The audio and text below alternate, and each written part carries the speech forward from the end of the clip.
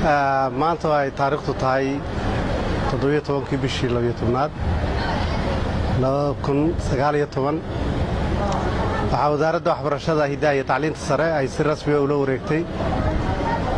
iskuulkii la odhan jiray 21 Oktoobar ama 21 Oktoobar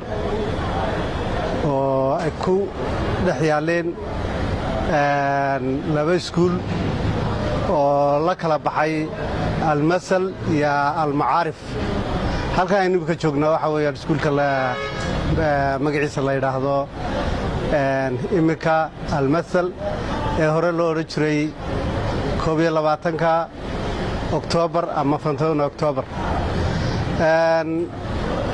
la wareegistani waxay ka soo bilaabantay 2018 bishii 9aad oo ay wasaaraddu la wareegtay 24 iskuul oo ay lahayd dawladda Soomaaliyeed oo ay si kumeel gaara ay gacanta uga hayeen hay'ado iyo dadyow kala duwan oo ka tirsan bahda waxbarashadu intii ay duntay ama ay baabaaday dawladdii dhexe ee Soomaaliyeed waxaa si isxilqaana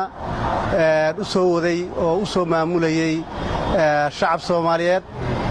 aqoon-yahano Soomaaliyeed oo 30 sano in ku dhow soo waday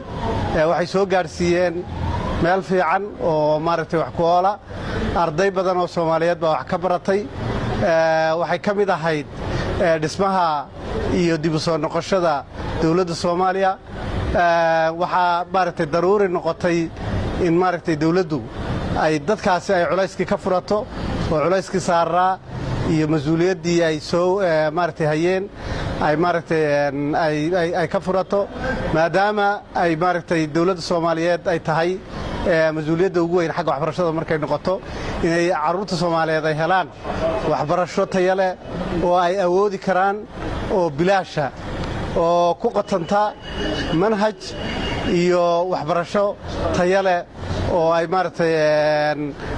ay helaan carruurta Soomaaliyeed. culayska inta leeg wuxuu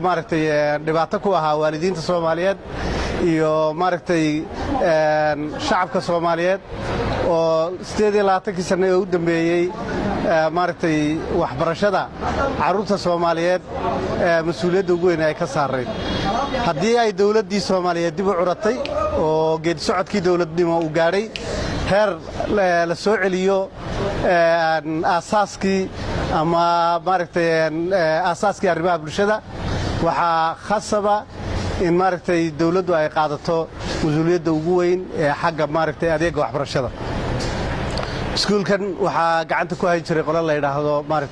ama dalad la yiraahdo sof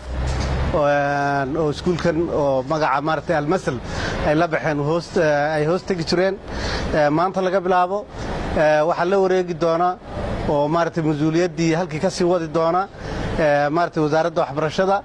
oo imika ku guda jirta dib u habaynta adeegga waxbarashada ee dalkani. waxaan rajaynaynaa waalidiinta Soomaaliyeed sidii horeba ay u ballan qaadeen ra'iisul wasaaraha iyo madaxweynaha jamhuuriyaddu inay heli doonaan waxbarasho bilaasha oo tayo leh oo la hubiyey